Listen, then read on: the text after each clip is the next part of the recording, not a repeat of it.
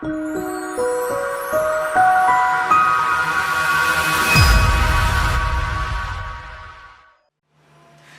and welcome to another episode of Is Up. And of course it's Ian. How was your weekend? I'm sure your weekend was good. How was your weekend? Fantastic.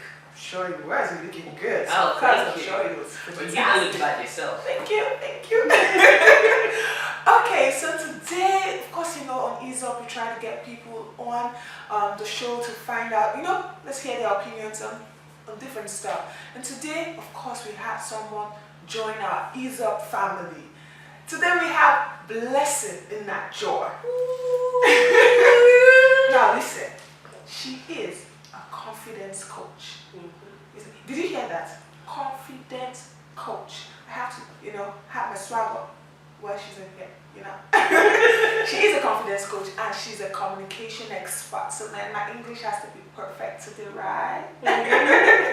So she's joining us today. Thank you, Blessing, for coming through today. Thank you, Ian, for having me. Yeah. And so today we're going to be talking about something really, really, I'm sure you guys didn't want to talk about relationships or something. No. We're talking about child abuse and basically the how to draw the line between housemates and child abuse, because a lot of people are strong advocates for child abuse. Like you see it everywhere. Like people are like, say no to child abuse, no to this. But now the funny thing about it is when you go to their homes, they have housemaids that are young enough to be their daughters, and they're not treated like kids, like children of the house. So I don't understand, is it okay because of the fact that you're paying her or paying her family, then you have all the right to treat her like a maid or like a sister? I don't really like the word maid. I just think that, people are in your house helping out, so just be nice. But a lot of people just think they just feel that the fact that I'm paying you, I can treat you anyhow. So what do you think, I would like to hear your own opinion about all that. Well, I look at it from this point of view that anyone you take into your house, it's a privilege. You have to nurture that person. Whether the person is coming in as a maid or as a dependent, I believe strongly that God brings people to our path in order for us to play a role in their lives. So if you have someone who is less privileged and you have opportunity to take care of that person, to pay the person, it's totally wrong to treat the person as a maid. Now, when we're talking about treating the person as a maid, we're not saying that the person shouldn't do his or her responsibilities, but you don't treat the person like trash. You don't trample on his right as an individual. You don't take away his self-esteem. Because oftentimes you see that most of these people, they treat their maids or their household, because it is not just females now. Yeah. There are some that even guys that work as help at home. So they treat their homes like less than humans. You don't eat until my children have eaten. Oh, my children eat at the table, you eat on the floor in the kitchen. And all of this stuff. So it is totally wrong. Or you eat the leftovers. You eat the leftovers. I saw this picture on Facebook some weeks ago about a lady who took her children out to an eatery. While the children were eating the delicacies in front of them, the maid was eating biscuits. And you see the way the maid was looking at the plates. And I was like, if you don't want to give her what you're giving your children, let her stay in the car or stay at home.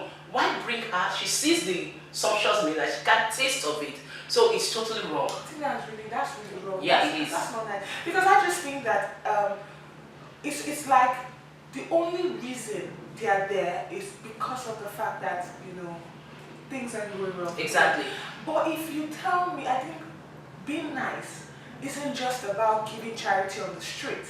I think it starts from your home. Yeah. When they say charity begins at home, a lot of people think, with your kids and tell them how to give and all that. But I don't think so, because I think basically we just see this happen every time. Yeah, and then for quite a number of people who they are out there doing the championing the child abuse case, and then their homes, they just want to have that face outside. Oh, I'm a good person. What's wrong? It's totally wrong, and that is why for me, if you cannot take care of a child, don't accommodate anyone. Thank you. That is just it. You cannot treat that child, in fact, as well as you would treat your own own children don't. We have seen instances of people whose mates go to the same schools as their own children. Of course, They just there discriminate. was this other lady on Facebook also that was celebrating the birthday. Not even the birthday, the graduation ceremony. Yeah.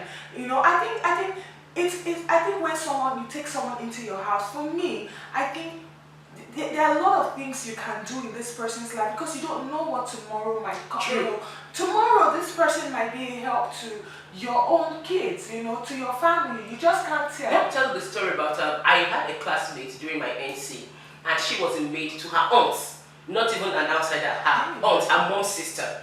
Whoa. And she was like, the woman treated her like trash. They said that once the woman was coming home, the first thing she would do, she would use her toes to touch the rug. If she should feel a speck of sand, she would start beating the girl.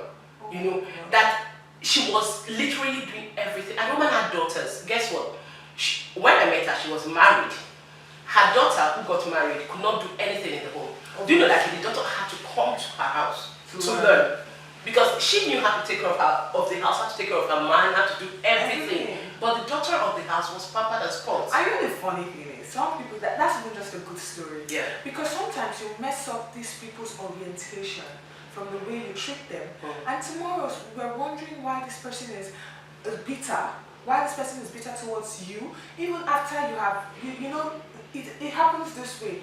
In the other person's, the madam or whatever, in their mind, is it because I'm helping you? Is it because I'm doing something good for you and whatever? But in the child's mind, all this I'm going through, look at like, you know, I look at the life your children are living and I'm like, God, why me? Yeah. And then years after, maybe the child becomes something useful, and then the madam wants to take the glory, and people only see the part of why is she bitter towards this woman now? After all, they don't know the history. Yeah, after all, the woman accommodated her, and because all you could see was the facade, you know, the mirage of all that, and then at the end of the day, you're wondering why you hurt. But of course, she has messed up her orientation. She can't see anything good. So I don't know. I think for me, there's no.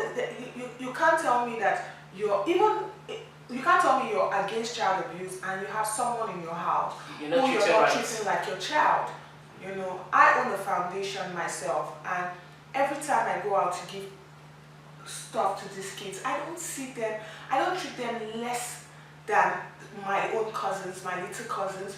No, you know, I noticed something like people say they're even going for charity, and then you see these kids, you can't hug them because you think they are dirty or whatever. But I think once you put yourself and you have that mentality, you see all kids as the same, equal. Because now, speaking of the charity thing, I noticed that quite a number of people are jumping onto the bandwagon of the charity thing because they think it's the in thing that makes you look, oh, I'm a nice person, I'm reaching out to people. But just like I said, if you don't have the passion for it, if you're not compassionate, you will go out there and you'll still be talking down at them, you know, because you're like, hey, don't come near me. But if you're really passionate about it, you wouldn't mind, you know, rolling on the floor with those dirty children. A lot of people tell me that, you sure your skin, like, you know, you have to look at these children, you just carry any of them, you just walk them like anything. Like I had even teenagers, there's this teenagers I was talking to, like, they're like, oh, Miss Ian, we want to be like you. Oh, Miss Ian, we want to have charity. And I'm looking at them and I'm like, you can't even stand someone who's not up to your level. A normal kid, you feel is not up to your level because, like they say, you grew up in Lekki, the child grew up in Mushin. The person is not up to your level. Then how do you want to hug? I tell them, do you know how many kids I hug in a month? So how do you want to be like me? And most times this orientation comes from the parents. The parents, you know, because of course they have these children, you know, these people. It's not every child you can play with. You can play with even the child they made in the family. You're not even allowed to have such a conversation. You're screaming down at the kid or the child at home and stuff. So I think, you know, it's not just about the maid. It's everything. Your niceness has to go beyond. Understand that a child is a child. As long as that child is under your care, then take care of that child like you would take care of your own child. Yeah. That's the basic. And then for me also, I also look at the fact that you don't know tomorrow. Yeah, you know. So that child, look at it as an opportunity you have to partner with God in nurturing that child, in bringing that child I up. like that. You know, Partner, yes, that's a good because one. tomorrow that same child that you look down on could be the savior, could be a president of the country, Definitely. and then you now like start biting your finger. So for those out there who are buoyant enough or who have mates, I'd just like to say this: look, look within you. Should anything happen, God forbid, and your children are to be thrown out, or the tables were to be turned, and your children were to be taken in by someone, would you want them to be treated the same way you are treating this person? That's the question. Because the truth is, no parent would want to consciously allow his or her child to go and be a maid. Yeah. But it's because of the circumstances they found themselves. They couldn't or they cannot afford it to take that child to school. So they just, okay, let me give this child out to this person to work. So you should also look at it that it is a privilege you have to bring up that person, to like have a stake in the person's future. Yes, there are some of these mates, let's not forget, some of them are terrible. Oh, so, because we've had people who were nice to their mates, and their mates turned out to stab them. That's what I'm saying. I think for me, I think the what is it called? The solution to that is if someone turns out to not be who they are, I'd rather return you than suffer you in my heart. Exactly. Because the truth about it is, if it was my child that had such a bad attitude, would you throw the child away? No, not even would I throw. Will I treat me? Have you seen how they bait? I'm all in the excuse of the fact that this child, I've seen people that their kids mess up, and it's just a part, and just some punishment. Mommy doesn't like that. Mommy doesn't like that, or go face the wall, or you're grounded. But if you see the sleepers beaten, is it the sleepers? I don't think they will beat this child like you would weep and say, is it just because he stole this thing? So rather, if you know you cannot deal with what they did, please just take them back home. In fact, now that you mentioned, is it because you stole this? I saw a story about a grandmother, and when I read that story, I was like, is she sure she's the grandmother? Because I know that grandparents tend to be soft, fond of their grandkids, So, but this grandmother, her child, the grandchild was about 4 years old, stole. They took a piece of meat. I can't see how she dealt with the boy. I felt like, for crying out loud, yes, stealing is not a good thing, but at 4 years old, you should be able to talk to the child, caution the child. In fact, it was in the papers, how she really manhandled that child. So if you could do that to your own grandchild, I wonder what you would do to someone else. They shouldn't have a maid in their house. You will die. So for the child abuse thing, it's a sad thing actually to see. I just think if you know you can't deal with something, just let the person go. You see, and some people say it's not because I'm helping you. Help the person from their house if you know you can't. Want to help, yes. Help the person. You can give while the person is there. But if you're bringing the person into your house, then know you're training this child the same way you will train your child.